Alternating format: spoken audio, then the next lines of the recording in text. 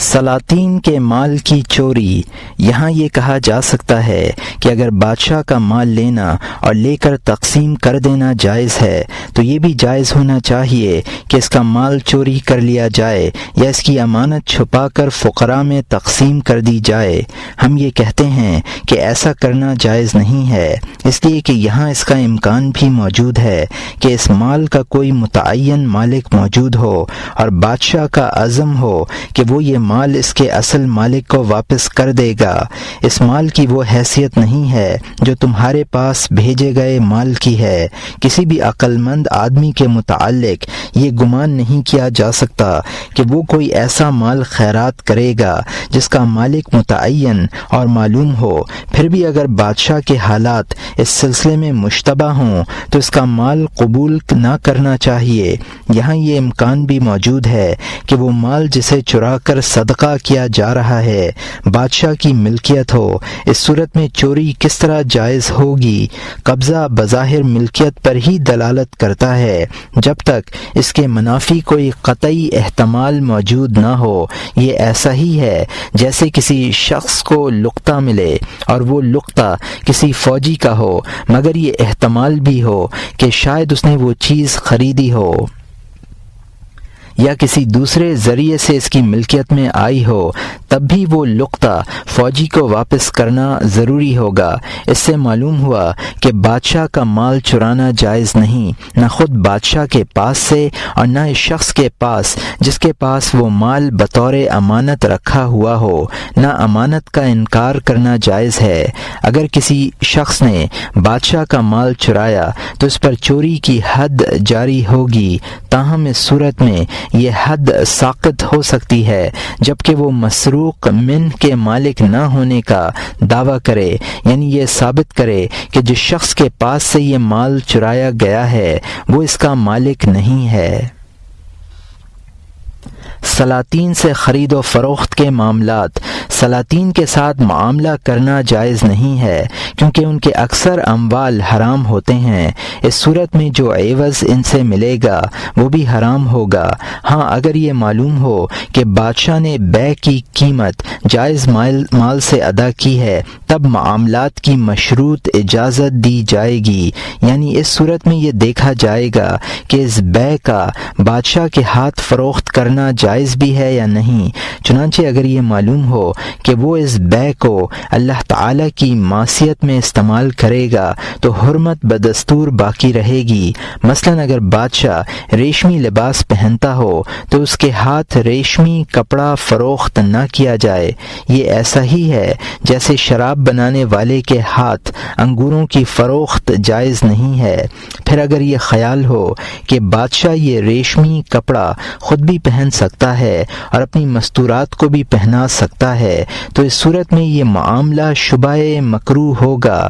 یہی حکم گھوڑے کی بیع کا ہے، بشرط یہ کہ وہ گھوڑے پر سوار ہو کر مسلمانوں سے جنگ کرنا چاہتا ہو یا ان سے رشوتیں وصول کرنے کے لیے سفر کرنے کا ارادہ رکھتا ہو، کیونکہ گھوڑوں کی فروخت سے بھی اس کی اعانت ہوتی ہے اور معصیت پر اعانت کرنا گناہ ہے۔ یہ ان اشیاء کا حکم ہے جن کے عین سے معصیت ہوتی ہے۔ دراہم و دنانیر وغیرہ چیزیں اگرچہ بذات خود معصیت نہیں بنتی لیکن ذریعہ معصیت ضرور بنتی ہیں، اس لیے ان کی بیع حرام تو نہیں مکروہ ضرور ہے۔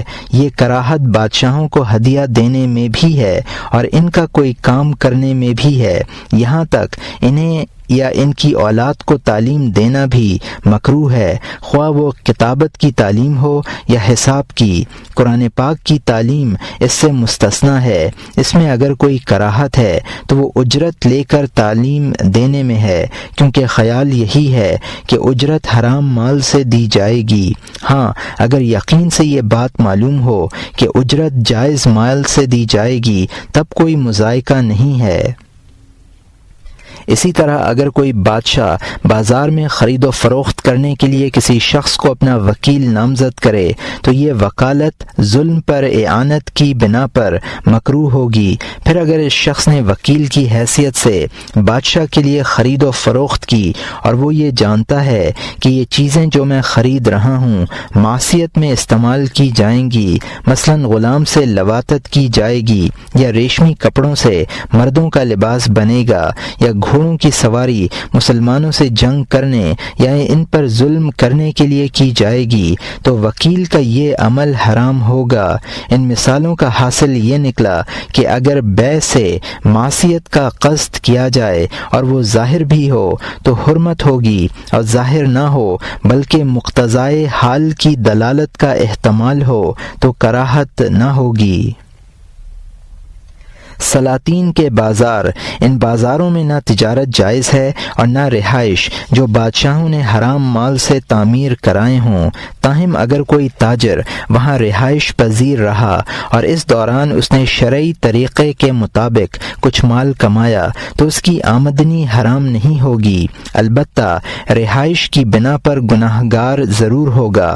عوام الناس کے لیے جائز ہے کہ وہ اس بازار کے تاجروں سے اپنی ضرورت کی چیزیں خرید لیا کریں، لیکن اگر شہر میں کوئی دوسرا بازار بھی موجود ہو تو بہتر یہی ہے کہ اسی دوسرے بازار سے خریدیں۔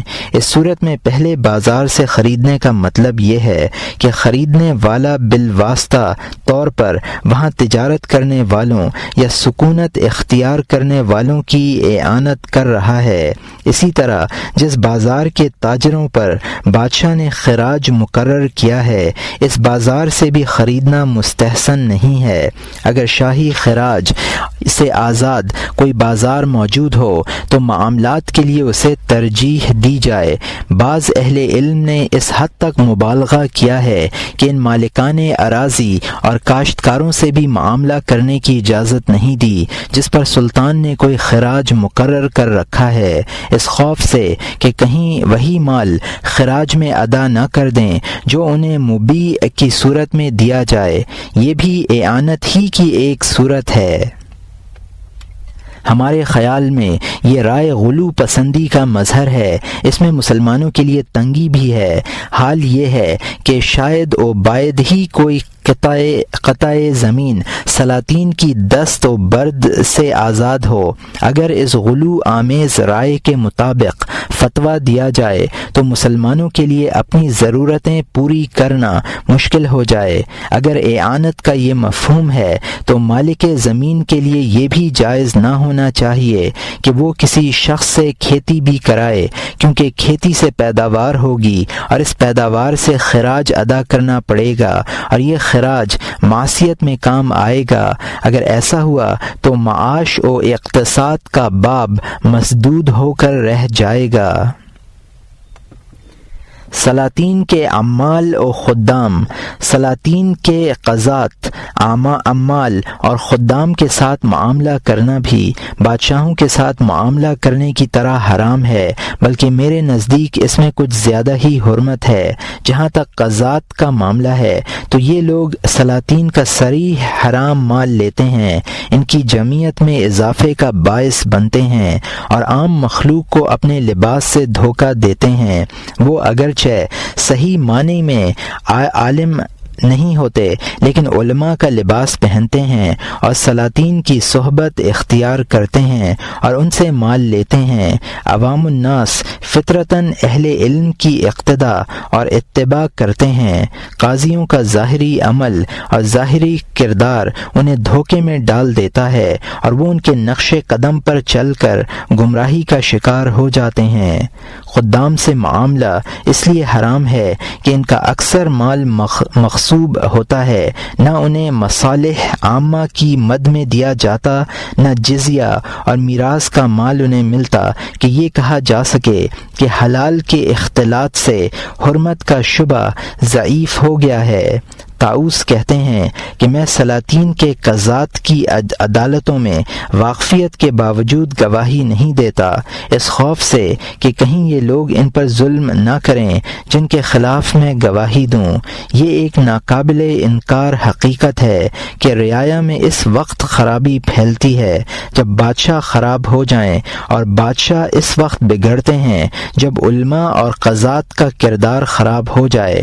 اگر علماء اور قاضی اچھے ہوں، با کردار ہوں، تو سلاطین بہت کم بگڑتے ہیں۔ اس وقت انہیں یہ خوف رہتا ہے کہ کہیں یہ لوگ ہماری اطاعت سے انکار نہ کر دیں۔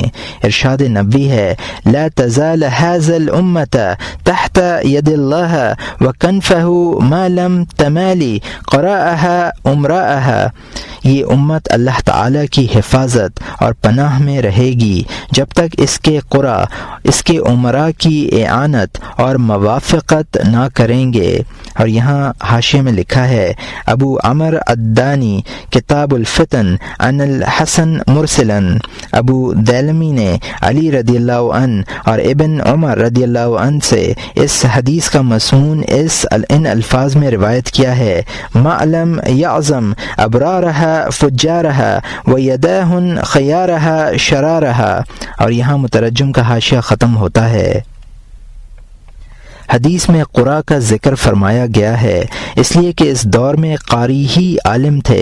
قرآن کریم کے الفاظ و معانی ان کا سرمایہ علم تھا، دوسرے تمام علوم نو ایجاد ہیں۔ سفیان ثوری رحمۃ اللہ علیہ فرماتے ہیں کہ بادشاہ سے میل جول نہ رکھو اور نہ اس شخص سے میل جول رکھو جو بادشاہوں سے اختلاط رکھتا ہے۔ ایک مرتبہ فرمایا کہ قلم، دوات، کاغذ اور صوف والے سب ایک دوسرے کے شریک ہیں۔ سفیان ثوری رحمۃ اللہ علیہ کی یہ رائے درست ہے۔ حضرت صلی اللہ علیہ وسلم نے شراب کے سلسلے میں 10 افراد پر لعنت فرمائی ہے، ان میں شراب نچوڑنے والا اور نچڑوانے والا بھی ہے، اور یہ ترمذی اور ابن ماجہ کی حدیث ہے جس کو انس رضی اللہ عنہ نے روایت کیا ہے۔ حضرت ابن مسعود رضی اللہ عنہ فرماتے ہیں کہ سود لینے والا، دینے والے، گواہ اور کاتب، ان تمام لوگوں پر زبان رسالت علی صاحب الصلاۃ والتسلیم کے ذریعے لعنت بھیجی گئی ہے، اور یہ ترمذی اور ابن ماجہ کی حدیث ہے۔ حضرت جابر رضی اللہ عنہ اور حضرت عمر فاروق رضی اللہ عنہ نے بھی یہ روایت مرفوعاً بیان کی ہے۔ جابر کی حدیث مسلم میں اور عمر کی روایت ترمذی میں ہے۔ ابن سیرین رحمۃ اللہ علیہ فرماتے ہیں کہ بادشاہ کا خط کہیں لے کر نہ جاؤ جب تک تمہیں اس کا مضمون معلوم نہ ہو جائے، اگر اس میں ظلم کی کوئی بات ہو تو لے جانے سے انکار کر دو۔ چنانچہ سفیان ثوری رحمۃ اللہ علیہ نے خلیفہ وقت کے لیے دولت اٹھانے سے انکار کر دیا تھا اور یہ شرط لگائی تھی کہ مجھے پہلے اس خط کا مضمون خلیفہ وقت کے لیے دوات اٹھانے سے انکار کر دیا تھا اور یہ شرط لگائی تھی کہ پہلے مجھے اس خط کا مضمون بتلایا جائے۔ بہرحال بادشاہوں کے ارد گرد جتنے خدم و حشم ہیں وہ سب اپنے مالکین اور مخدومین کی طرح ظالم و جابر ہیں، ان سے بھی بغض فی اللہ رکھنا ضروری ہے۔ عثمان ابن زائدہ کے متعلق بیان کیا جاتا ہے کہ ان سے کسی سپاہی نے راستہ دریافت کیا، آپ خاموش رہے اور ایسے بن گئے جیسے سنا ہی نہ ہو۔ راستہ اس لیے نہیں بتلایا کہ کہیں اس کا جانا ظلم کے لیے نہ ہو، راستہ بتلانے سے ظلم پر اعانت ہوگی۔ سلف نے مبالغہ آمیز احتیاط پر مبنی موقف محض ان ظالموں کے سلسلے میں اختیار کیا ہے جو یتیموں اور مسکینوں کا مال کھا لیتے ہیں اور مسلمانوں کو برابر تکلیف پہنچاتے رہتے ہیں۔ ان بزرگوں نے فاسق تاجروں، جولاہوں، پچھنے لگانے والوں، حمامیوں، سناروں اور رنگریزوں کے ساتھ بھی یہ رویہ اختیار نہیں کیا، بلکہ ذمی کفار کے سلسلے میں بھی ان سے اتنا تشدد منقول نہیں ہے۔ ظالموں کے معاملے میں تشدد کی وجہ یہ ہے کہ معصیت کی 2 قسمیں ہیں، ایک لازم، دوسری متعدی۔ فسق ایک لازم معصیت ہے، فاسق خود گناہگار ہوتا ہے، دوسرے اس کے فسق فسق سے متاثر نہیں ہوتے۔ اسی طرح کفر بھی باری تعالی کی حقانیت اور اس کے فرائض و واجبات کے خلاف بغاوت ہونے کی حیثیت سے ایک لازمی معصیت ہے۔ اس کا ضرر بھی متعدی نہیں ہے، جبکہ ظلم متعدی کی معصیت ہے۔ حکام کے ظلم کا نشانہ دوسرے لوگ بنتے ہیں، اس لیے کہ ان کے باب میں زیادہ تشدد اختیار کیا گیا ہے۔ جس قدر ان کا ظلم ان کی تعدی عام ہوگی، اسی قدر وہ لوگ باری تعالی کے غیظ و غضب کے مستحق ہوں گے۔ اللہ تعالی کے بندوں کو چاہیے کہ وہ بھی اسی قدر اپنی ناراضگی کا اظہار کریں۔ بندوں کی ناراضگی یہی ہو سکتی ہے کہ ان سے میل جول نہ رکھیں، ان سے دور رہیں اور ان کے ساتھ معاملات نہ کریں۔ سرکار دو عالم صلی اللہ علیہ وسلم ارشاد فرماتے ہیں، یقال للشرطی دعا صوتک او ادخل النار۔ یہ ابو یعلا کی حدیث ہے جس کو انس رضی اللہ عنہ نے روایت کیا ہے۔ سپاہی سے کہا جائے گا کہ اپنا کوڑا پھینک دے اور دوزخ میں داخل ہو۔ عام طور پر سپاہی ظالم ہوتے ہیں اور ہر وقت کوڑے لگاتے رہنا اپنا فرض سمجھتے ہیں۔ قیامت کے دن وہ اس حال میں اٹھائے جائیں گے کہ کوڑے ان کے ہاتھ میں ہوں گے اور ان سے کہا جائے گا کہ وہ اب اپنے ظلم کا مزہ چکھیں اور دوزخ کی آگ میں جلیں۔ ایک حدیث میں ہے، من اشراط الساعة رجال معهم سیات كذناب البقر۔ یہ احمد اور حاکم کی حدیث ہے جس کو ابو امامہ رضی اللہ عنہ نے روایت کیا ہے۔ قیامت کی علامتوں میں سے ایک علامت ایسے لوگوں کا وجود بھی ہے جن کے ہاتھوں میں گائے کی دم کے برابر کوڑے ہوں گے۔ اور یہاں حاشیے میں لکھا ہے، اس مضمون کی ایک روایت مسلم میں حضرت ابو ہریرہ رضی اللہ عنہ سے منقول ہے۔ فرماتے ہیں، قال رسول اللہ صلی اللہ علیہ وسلم یوشک ان طاعت بک مدت ان ترى قوم فی ایدیہم مثل اذناب البقر۔ اور یہاں حاشیہ ختم ہوتا ہے۔ بعض لوگ ستم پیشہ ہوتے ہیں مگر ان کی وضع ظالموں کی سی نہیں ہوتی۔ بعض لوگ ظالموں کی حیت اختیار کر لیتے ہیں، مثلا یہ کہ ان کی مونچھیں لمبی اور گھنی ہوتی ہیں اور ان کے جسم پر عبا ہوتی ہے، چہرہ کرخت ہوتا ہے۔ ایسے تمام لوگوں سے بچنا چاہیے۔ یہ کہنا صحیح نہیں ہے کہ جب تک کسی کا ظلم معروف نہ ہو محض اس کی ظالمانہ وضع کی بنا پر اجتناب کا حکم دینا بدگمانی ہے۔ ہم یہ کہتے ہیں کہ اسے بدگمانی نہیں کہا جا سکتا۔ غلطی خود اسی شخص کی ہے جو ظالم نہیں ہے مگر اس نے ظالموں کی وضع اختیار کی ہے۔ وضع کی یہ مشابہت عادات کی مشابہت پر دلالت کرتی ہے۔ دیوانگی وہی شخص طاری کرتا ہے جو مجنون ہو اور فساق کے ساتھ وہی شخص مشابہت اختیار کرتا ہے جو فاسق ہو۔ ہاں، فساق کبھی کبھی صلحاء کی وضع اختیار کر لیتے ہیں محض فریب دینے کے لیے۔ نیک لوگ کبھی بدکاروں کی مشابہت اختیار نہیں کرتے۔ وہ یہ جانتے ہیں کہ کسی قوم کی مشابہت اختیار کرنا اس کی تعداد میں اضافہ کرنے کے مترادف ہے۔ حسب ذیل آیت کریمہ، ان الذین توفاہم الملائکۃ ظالمی انفسہم، پارہ نمبر 5 رکوع نمبر 11 آیت نمبر 97۔ بے شک جب ایسے لوگوں کی جان فرشتے قبض کرتے ہیں جنہوں نے اپنے آپ کو گناہگار کر رکھا تھا، آخر تک ان مسلمانوں کے بارے میں نازل ہوئی تھی جو مشرکین کے ساتھ مل کر ان کی جماعت بڑھایا کرتے تھے۔ روایت ہے، اللہ رب العزت نے یوشع ابن نون علیہ السلام پر وحی نازل فرمائی کہ میں تمہاری قوم کے 40,000 نیکوں کو اور 60,000 بروں کو تباہ کروں گا۔ انہوں نے عرض کیا، یا اللہ، بروں کی تباہی تو سمجھ میں آتی ہے لیکن اچھوں کا کیا قصور ہے؟ فرمایا، اچھوں کا قصور یہ ہے کہ وہ ان لوگوں سے نفرت نہیں کرتے جن سے میں نفرت کرتا ہوں، ان کے ساتھ کھانے پینے میں شریک رہتے ہیں۔ اس اس روایت سے ثابت ہوا کہ ظالموں سے نفرت کرنا اور اللہ تعالیٰ کے لیے ان سے اظہار بیزاری کرنا واجب ہے۔ عبداللہ ابن مسعود رضی اللہ عنہ حضرت صلی اللہ علیہ وسلم سے روایت کرتے ہیں کہ اللہ تعالیٰ نے بنی اسرائیل کے علماء پر لعنت کی ہے، اس لیے کہ انہوں نے ظالموں کے ساتھ اقتصادی روابط قائم کیے تھے۔ یہ ابو داؤد، ترمذی اور ماجہ کی حدیث ہے۔ ظالموں کی تعمیر کردہ سڑکیں اور پل وغیرہ۔ ظالموں کی بنوائی ہوئی عمارتوں مثلاً سراؤں، مسافر خانوں، رباطوں، سڑکوں اور پلوں وغیرہ کے استعمال میں بھی احتیاط کرنی چاہیے۔ جہاں تک پلوں کا تعلق ہے، ضرورت کے وقت انہیں استعمال کرنا جائز ہے، لیکن ورع کا تقاضا یہ ہے کہ حتی الامکان اس سے احتراز کیا جائے، اور یہ ورع اس وقت مزید موقد ہو جاتا ہے جب مثلاً دریا وغیرہ عبور کرنے کے لیے کشتی مہیا ہو جائے۔ اس کا مطلب یہ ہے کہ کشتی مل جانے کی صورت میں بھی پل کو ذریعہ عبور بنانا جائز ہے۔ اگر پلوں کی تعمیر میں استعمال ہونے والی چیزوں مثلاً میٹیریل، اینٹ، پتھر وغیرہ کا کوئی متعین و معلوم مالک نہ ہو تو انہیں خیر کے کاموں کے لیے وقف کر دینا چاہیے۔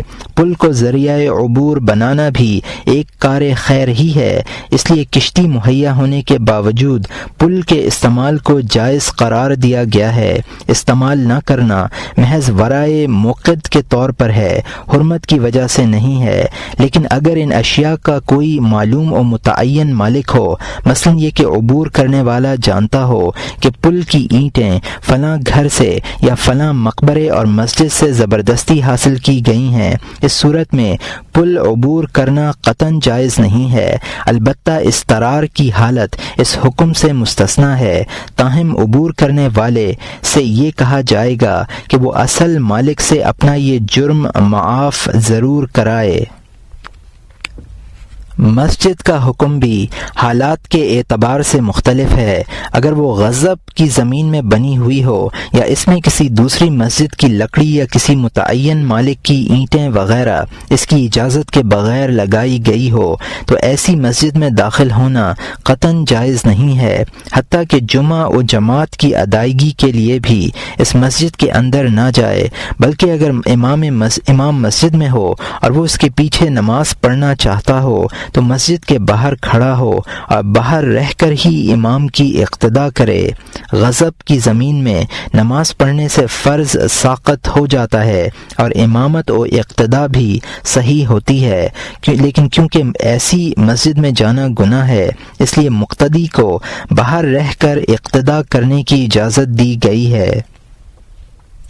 اور اگر وہ مسجد کسی ایسے مال سے بنائی گئی ہو جس کا مالک معلوم نہ ہو تو دوسری مسجد میں جانا بہتر ہے، بشرط یہ کہ دوسری مسجد موجود ہو، لیکن اگر موجود نہ ہو تو جمعہ و جماعت ترک نہ کرے، اس لیے کہ ایسی مسجد میں یہ احتمال بھی ہے کہ شاید بنانے والے نے اس کی تعمیر میں اپنا ہی مال لگایا ہو، اگرچہ ظالموں کے حالات کی بنا پر اس احتمال کی گنجائش کچھ کم ہی ہے، اور اگر اس کا کوئی متعین مالک نہ ہو تو وہ مسجد مسلمانوں کی مصالح کے لیے وقف ہے، اس میں نماز پڑھنا جائز ہے۔ اگر کسی مسجد میں ظالم بادشاہ کی عمارت ہو اور کوئی شخص اس میں نماز پڑھ لے تو ورع کے باب میں اس کا کوئی عذر قبول نہیں ہوگا۔ امام احمد بن حنبل رحمۃ اللہ علیہ سے کسی شخص نے دریافت کیا کہ ہم لشکر میں مقیم ہیں اور آپ جماعت کے لیے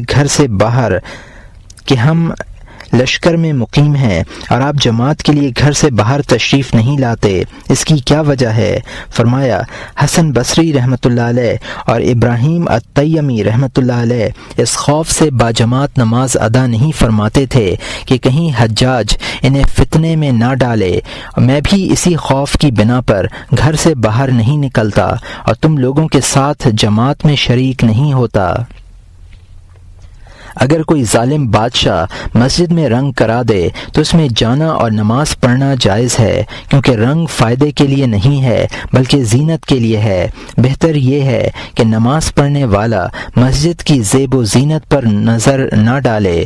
مسجد کی فرش، چٹائی، بوریا یا دری وغیرہ کا حکم یہ ہے کہ اگر اس کا کوئی متعین مالک موجود ہو تو اس میں بیٹھنا جائز نہیں ہے، اور اگر متعین نہ ہو تو وہ مصالح عامہ کے لیے وقف ہے، اس پر بیٹھنا بھی جائز ہے اور نماز پڑھنا بھی، لیکن بہتر یہ ہے کہ اس طرح کے فرش پر بیٹھنے میں احتیاط کرے، کیونکہ ظالموں کی طرف منسوب ہونے کی وجہ سے ان میں حرمت کا احتمال موجود ہے۔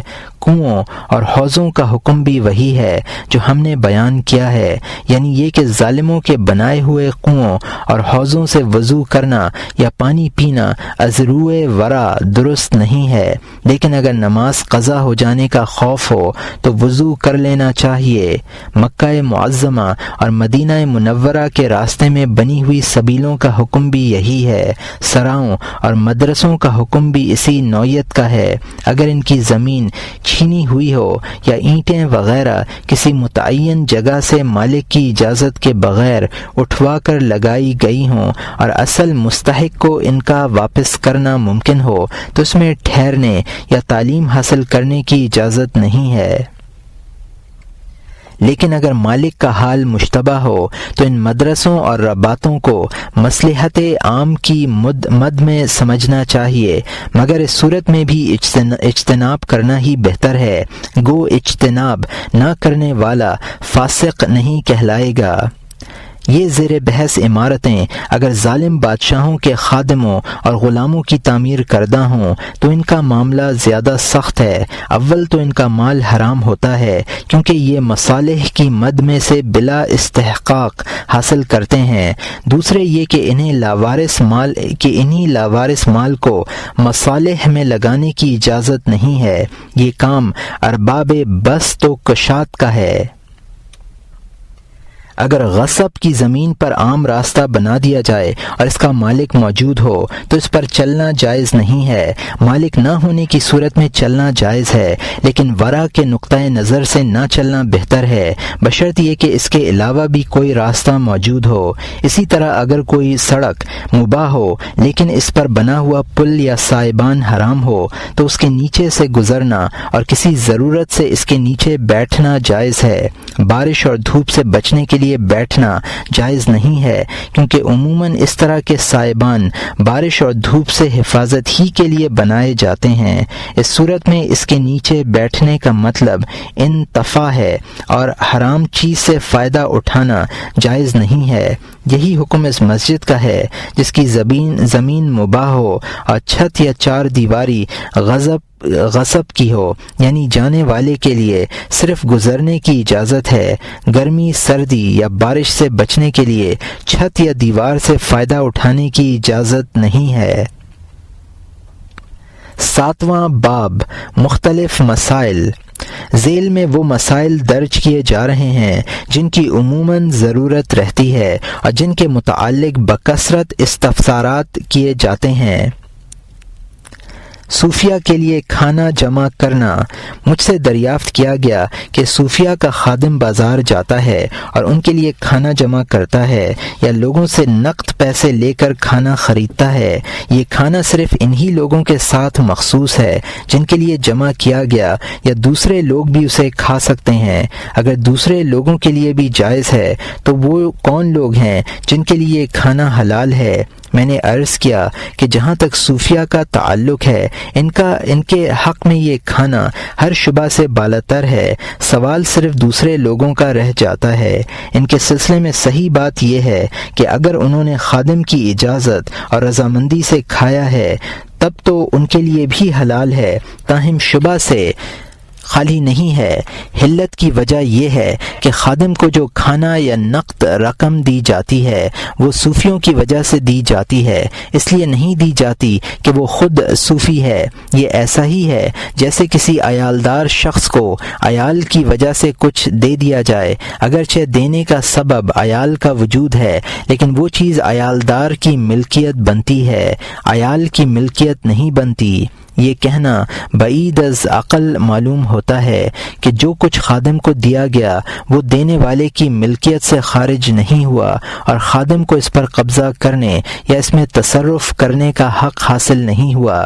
اس کا مطلب تو یہ ہوگا کہ تعاطی یعنی خاموش لین دین کافی نہیں ہے، حالانکہ اس پر تمام علماء متفق ہیں کہ صدقات اور ہدایات میں تعاطی کافی ہے۔ یہ بھی نہیں کہا جا سکتا کہ وہ چیز ان صوفیہ کی ملکیت میں آ گئی جو خادم کے سوال کے وقت خانقاہ میں موجود تھے۔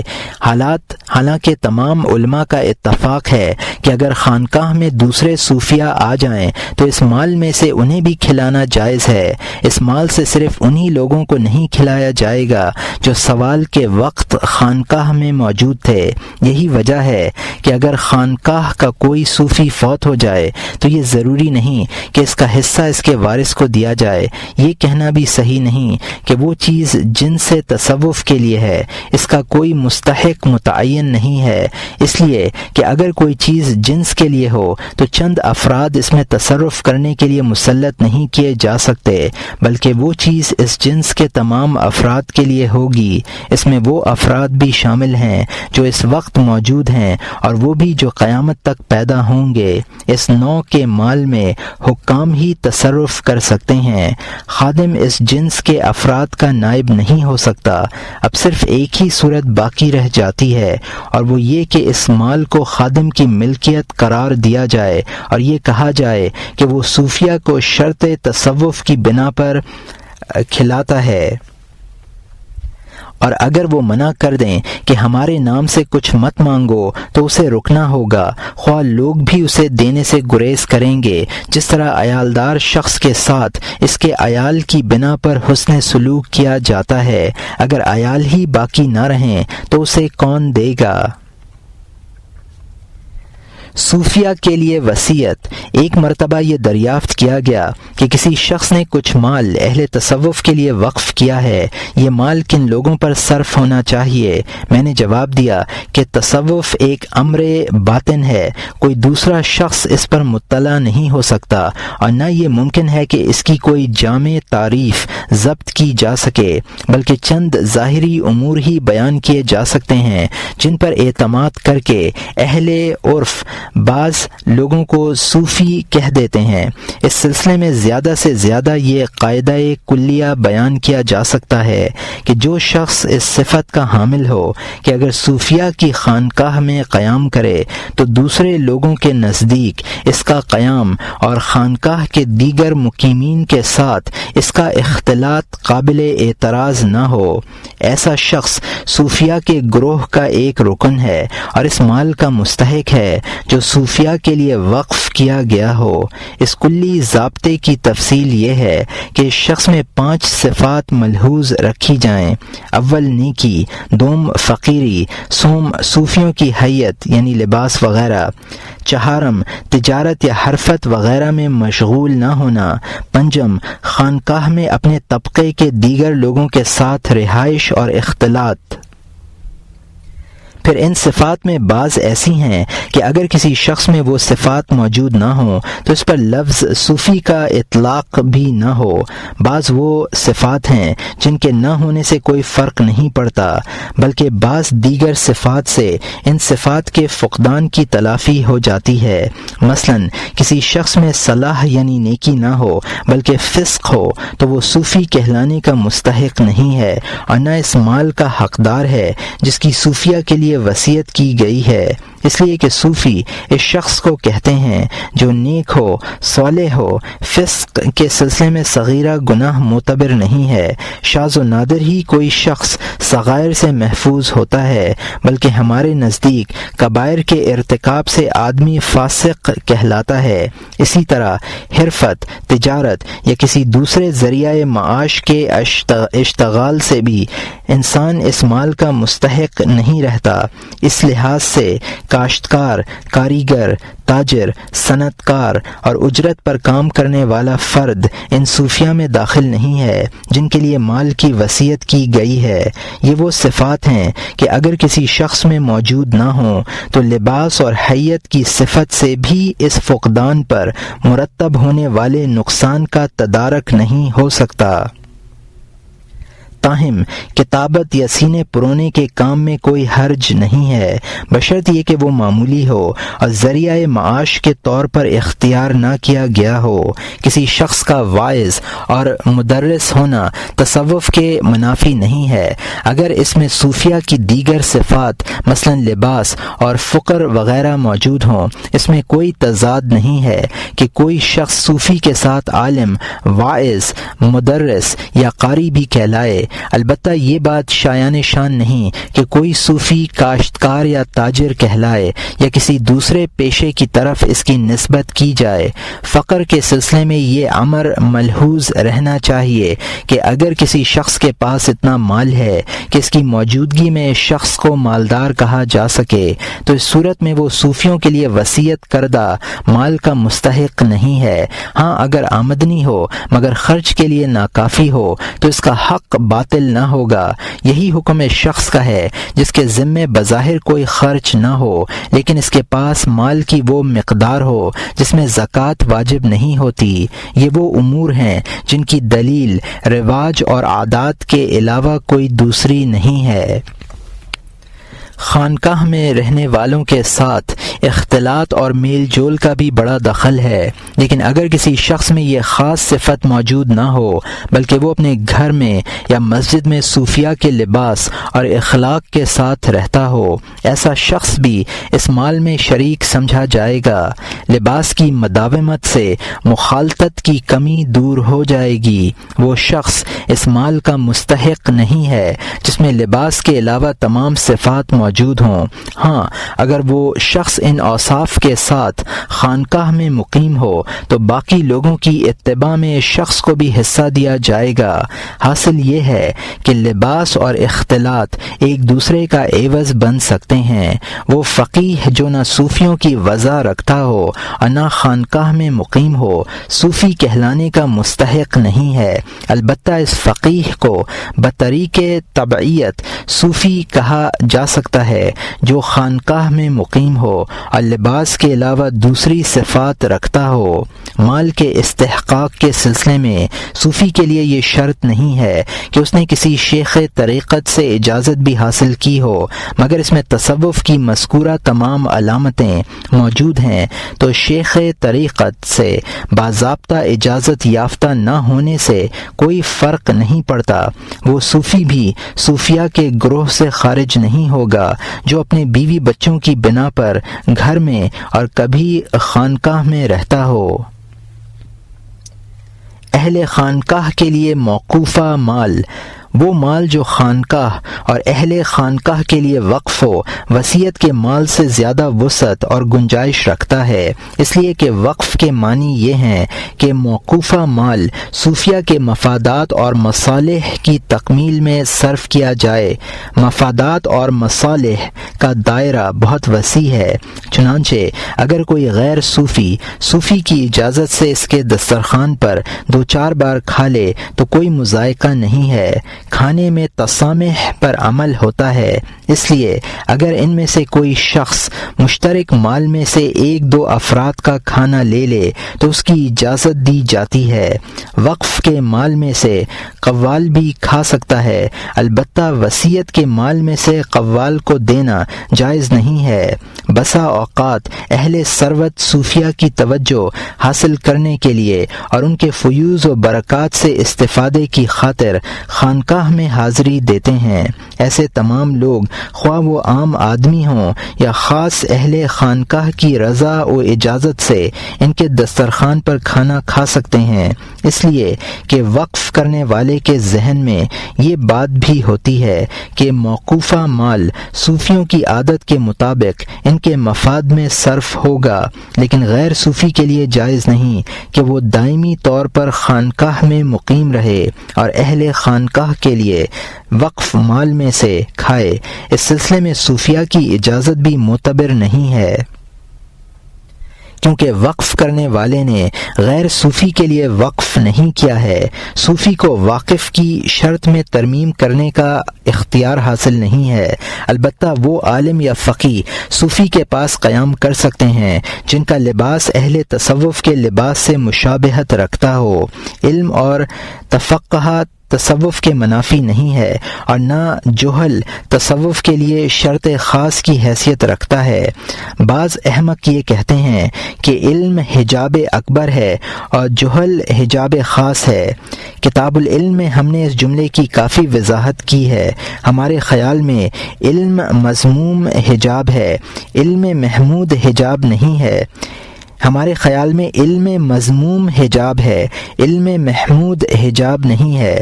وہ فقیہ جو صوفیوں کا لباس و اخلاق نہ رکھتا ہو، خانقاہ میں ٹھہرنا چاہے تو اہل خانقاہ اسے منع کر سکتے ہیں، لیکن وہ اگر ٹھہرنے کی اجازت دے دیں تو بطریق تبعیت اسے بھی صوفیہ میں شمار کیا جائے گا۔ لباس و اخلاق کی کمی اختلاط سے پوری ہو جائے گی۔ رشوت اور ہدیہ میں فرق۔ مجھ سے دریافت کیا گیا کہ رشوت اور ہدیہ میں کیا فرق ہے۔ بظاہر ان دونوں میں کوئی فرق نہیں معلوم ہوتا، اس لیے کہ رشوت بھی رضامندی سے دی جاتی ہے اور ہدیہ بھی، دونوں ہی کے ساتھ اغراض بھی وابستہ ہوتی ہیں۔ پھر کیا وجہ ہے کہ شریعت نے ہدیے کی اجازت دی ہے اور رشوت کو حرام قرار دیا ہے؟ میں نے جواب دیا کہ مال خرچ کرنے والا غرض کے بغیر مال خرچ نہیں کرتا، لیکن کبھی اس کی غرض اخروی ہوتی ہے جیسے ثواب، کبھی دنیاوی ہوتی ہے۔ پھر دنیاوی اغراض بھی مختلف ہیں، کبھی مال حاصل کرنے کے لیے مال خرچ کیا جاتا ہے، کبھی فعل معین پر اعانت مقصود ہوتی ہے، کبھی محض دل میں محبت پیدا کرنے کا جذبہ کار فرما ہوتا ہے۔ یہ محبت بھی کبھی طبعی ہوتی ہے اور کبھی مصنوعی۔ اس طرح انفاق کے کل 5 اسباب ہوئے، ہم ہر ایک کی الگ الگ وضاحت کرتے ہیں۔ اول، اخروی ثواب کے لیے دینا۔ جو شخص آخرت کو اپنا مطمع نظر بنا کر خرچ کرتا ہے یا کسی کو کچھ دیتا ہے، وہ ہر کس و ناقص کو نہیں دیتا بلکہ اپنی دانست میں اس شخص کو دیتا ہے جو محتاج ہو، شریف النسب ہو یا عالم ہو یا نیک اور متدین ہو۔ چنانچہ اگر دینے والے نے کسی شخص کو محتاج سمجھ کر کچھ دیا اور وہ شخص واقع میں محتاج نہیں ہے تو اس کے لیے لینا جائز نہ ہوگا۔ اسی طرح اگر شرافت نسب کی بنا پر دیا اور لینے والا یہ سمجھتا ہے کہ میں شرافت نسب کے دعوے میں جھوٹا ہوں تو اس کے لیے بھی لینا جائز نہیں ہے۔ عالم کو بھی اسی وقت لینا چاہیے جبکہ وہ یہ جان لے کہ میں علم کے اسی معیار پر ہوں جس کا دینے والے کا اعتقاد ہے۔ دینداری اور صلاح کے لیے بھی یہی شرط ہے۔ بعض لوگوں کو نیک و صالح سمجھ کر دے دیا جاتا ہے لیکن ان کے باطن میں فسق ہوتا ہے۔ اگر یہ فسق ظاہر ہو جائے تو دینے والا ہرگز کچھ نہ دے، لیکن کیونکہ اللہ تعالی ستار العیوب ہیں اور وہ ہر شخص کی پردہ پوشی فرماتے ہیں، اس لیے لوگوں پر ان کا فسق ظاہر نہیں ہو پاتا اور وہ اپنی دانست کے مطابق مستحق کو دیتے ہیں۔ اب یہ لینے والے پر موقوف ہے کہ وہ لینے سے پہلے اپنے باطن پر بھی نظر ڈال لے اور استحقاق کے اسباب کا جائزہ بھی لے لے۔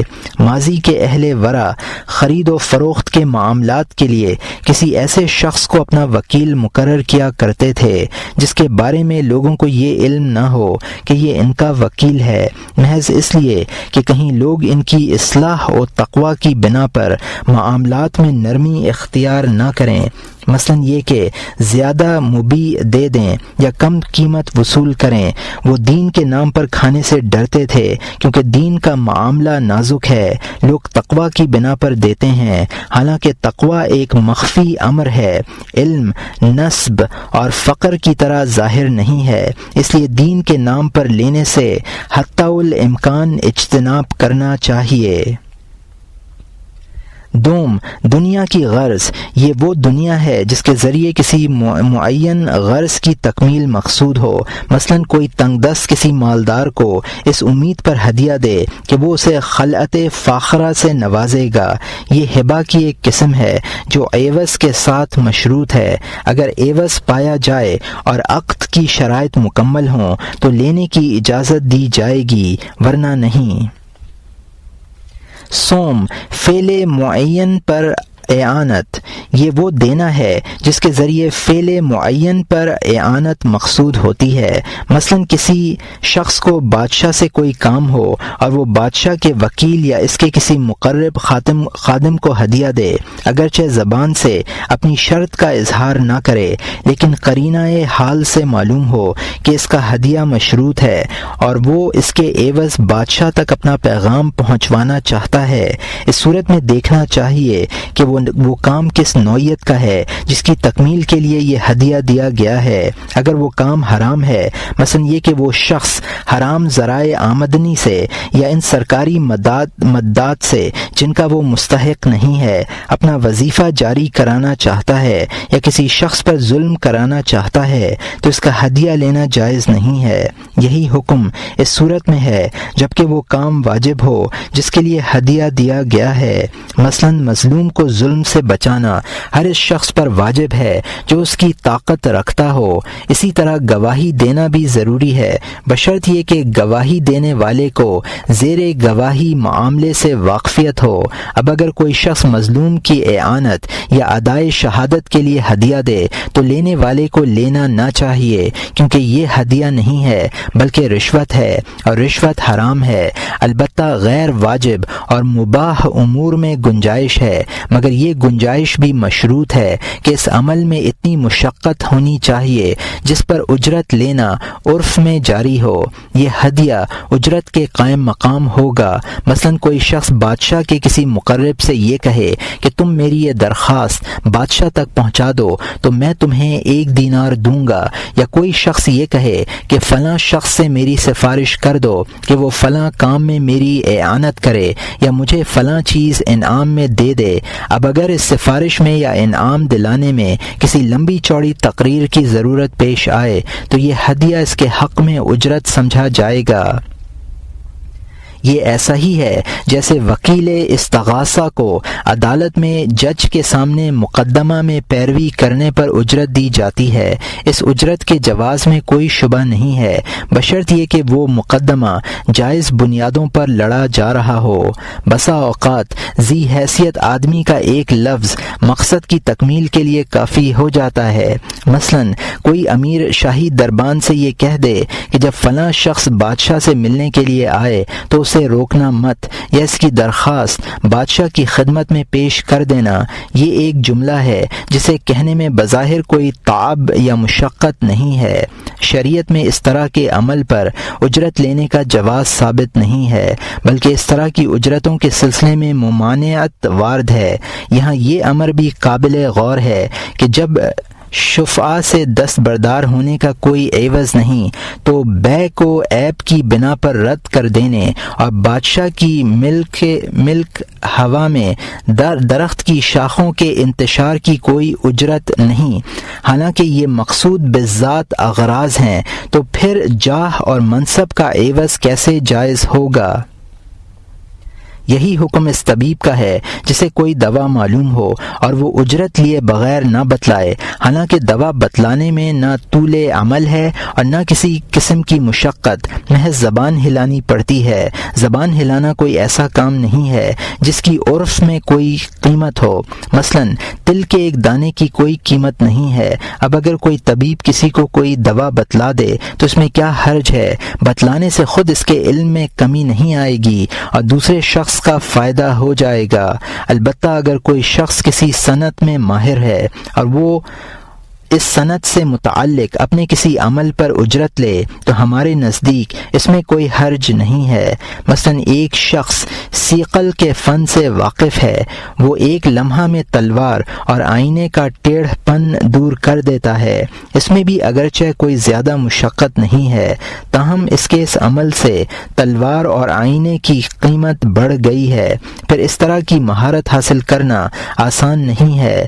بسا اوقات اس راہ میں بہت سی دشواریاں انگیز کرنی پڑتی ہیں، تب جا کر کسی فن میں مہارت حاصل ہو پاتی ہے۔ چہارم، طبعی محبت کے لیے دینا۔ یہ وہ دینا ہے جس سے کسی کی محبت حاصل کرنا مقصد ہوتا ہے۔ اس محبت سے کوئی دنیاوی غرض یا شخصی منفعت وابستہ نہیں ہوتی، بلکہ دینے والا محض اس لیے دیتا ہے کہ دل ایک دوسرے کی قربت محسوس کریں، باہمی تعلقات اور یگانگت کے رشتے استوار ہوں۔ عقل اور شریعت دونوں کی نظر میں یہ دینا محبوب و پسندیدہ ہے۔ حضرت صلی اللہ علیہ وسلم ارشاد فرماتے ہیں، تہادو او تحابو۔ یہ بحقی کی حدیث ہے جس کو ابو ہریرہ رضی اللہ عنہ نے روایت کیا ہے۔ آپس میں ہدیے دو اور دوست بنو۔ یہ معنی کہ انسان کسی شخص سے محض محبت برائے محبت نہیں کرتا، بلکہ اس محبت کا کوئی نہ کوئی مقصد ضرور ہوتا ہے، لیکن اگر وہ مقصد متعین نہ ہو یا حال و استقبال میں حاصل ہونے والی کسی منفعت کا خیال اس کے ذہن میں راسخ نہ ہو تو یہ دینا مستحسن ہے۔ ہدیہ دراصل یہی ہے۔ ہدیہ لینا بھی جائز ہے اور دینا بھی جائز ہے، بلکہ دینا پسندیدہ ہے۔ پنجم، مصنوعی محبت کے لیے دینا۔ اس دینے میں بھی محبت مقصود ہوتی ہے۔ یہ محبت طبعی نہیں ہوتی اور نہ اس سے قربت اور یگانگت پیدا کرنا مقصد ہوتا ہے، بلکہ دینے والا محض اس لیے دیتا ہے کہ مہدی لہ، یعنی جسے ہدیہ دیا جائے، ذی حیثیت شخص ہے۔ اگر اس کے دل میں میری محبت پیدا ہو جائے تو میرے بہت سے کام پایۂ تکمیل کو پہنچ جائیں۔ اب اگر وہ شخص عالی نسب یا عالم ہے اور اسے اس کے علو نسب یا علمی برتری کے باعث ہدیہ دیا جا رہا ہے تو یہ معاملہ خفیف ہے، اس میں رشوت کی مشابہت ضرور ہے، لیکن بظاہر یہ ہدیہ ہی ہے۔ لیکن اگر وہ شخص سرکاری حیثیت کا حامل ہے، مثلا قاضی ہے، زکوٰۃ اور خراجی رقوم کا محصل ہے، یا حکومت کے کسی منصب پر فائز ہے، اور حال یہ ہے کہ اگر وہ اس منصب پر فائز نہ ہوتا تو کوئی شخص اسے ہدیہ نہ دیتا، اس حیثیت کے کسی آدمی کو کچھ دینا رشوت ہے جو ہدیہ کی شکل میں پیش کی جاتی ہے، اگرچہ وہ شخص ہدیہ کے ذریعے تقرب اور محبت کا طالب ہے، لیکن اس کی یہ طلب مخلصانہ نہیں ہے، بلکہ اس میں خود غرضی کا عنصر شامل ہے، اور اس کی علامت یہ ہے کہ بالفرض اگر وہ ذی حیثیت شخص اپنے منصب سے معزول کر دیا جائے اور اس کی جگہ کوئی دوسرا حاکم مقرر کر دیا جائے تو معزول حاکم نہ صرف یہ کہ اس کے ہدایہ اور تحائف سے محروم ہو جائے گا بلکہ اس کی قربت بھی نہ پا سکے گا۔ بہرحال تمام علماء اس نوعیت کے ہدایہ کی کراہت پر متفق ہیں، تاہم حرمت میں اختلاف ہے، اور یہ اختلاف اس علت کے تعارض پر مبنی ہے کہ یہ دینا خالص ہدیہ بھی کہا جا سکتا ہے اور رشوت بھی۔ یہاں بظاہر کوئی ایسی دلیل بھی نہیں ہے جس کی بنا پر ہدیہ یا رشوت میں سے کوئی ایک متعین ہو، لیکن جب ہم یہ دیکھتے ہیں کہ روایات میں اس طرح کے ہدایہ کو پسند نہیں کیا گیا تو حرمت کا احتمال متعین ہو جاتا ہے۔ چنانچہ رسالت مآب سرکار دو عالم صلی اللہ علیہ وسلم کا ارشاد ہے کہ ایک زمانہ ایسا آئے گا کہ جس میں حرام مال کو ہدیہ کا نام دے کر حلال سمجھا جائے گا اور عبرت کے لیے قتل کو جائز قرار دیا جائے گا۔ بے گناہ اور معصوم افراد محض اس لیے قتل کیے جائیں گے کہ عام لوگ ان کے قتل سے عبرت حاصل کریں۔ اور یہاں مترجم نے لکھا ہے کہ مجھے اس حدیث کی اصل نہیں ملی، اور یہاں مترجم کا جملہ ختم ہوتا ہے۔ حضرت عبداللہ ابن مسعود رضی اللہ عنہ سے کسی شخص نے دریافت کیا کہ صحت یعنی حرام آمدنی کیا ہے؟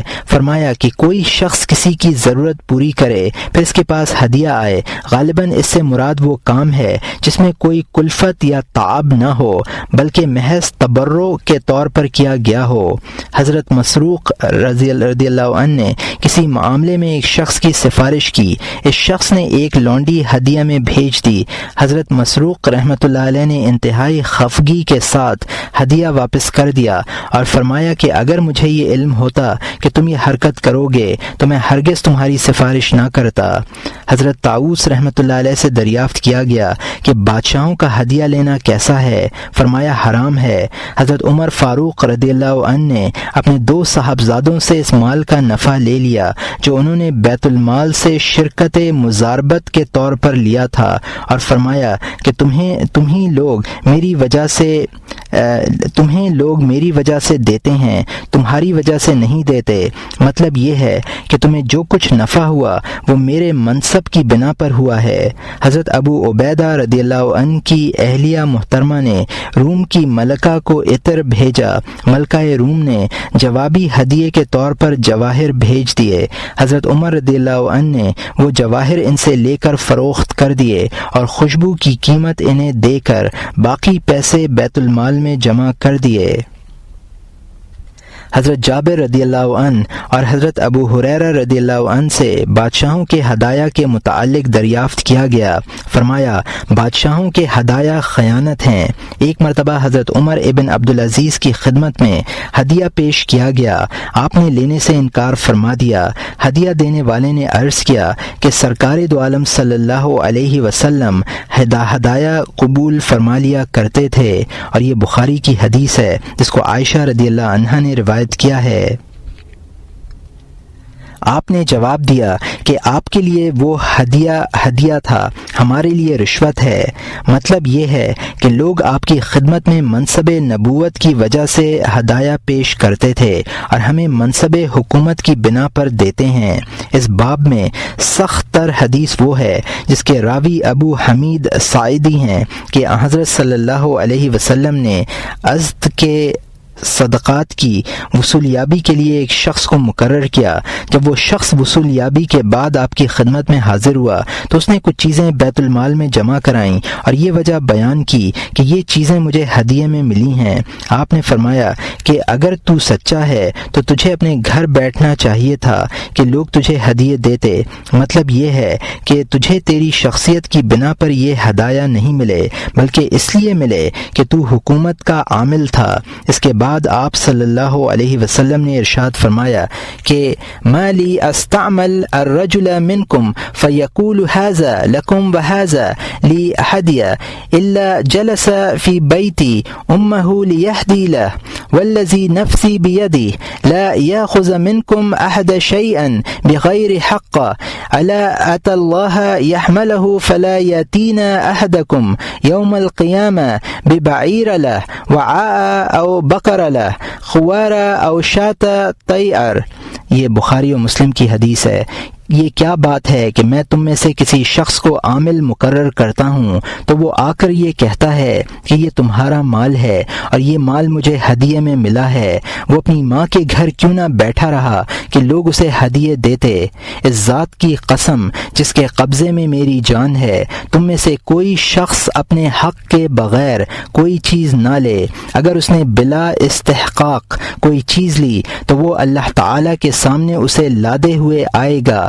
تم میں سے کوئی ہرگز قیامت کے دن اس حال میں نہ آئے کہ اس کے اوپر بلبلاتا ہوا اونٹ، ڈکراتی ہوئی گائے اور ممیاتی ہوئی بکری لدی ہوئی ہو۔ پھر آپ نے اپنے دونوں ہاتھ اس حد تک اوپر اٹھائے کہ میں نے آپ کی بغلوں کی سفیدی دیکھی۔ اس کے بعد آپ نے ارشاد فرمایا، یا اللہ، میں نے دین پہنچایا کہ نہیں؟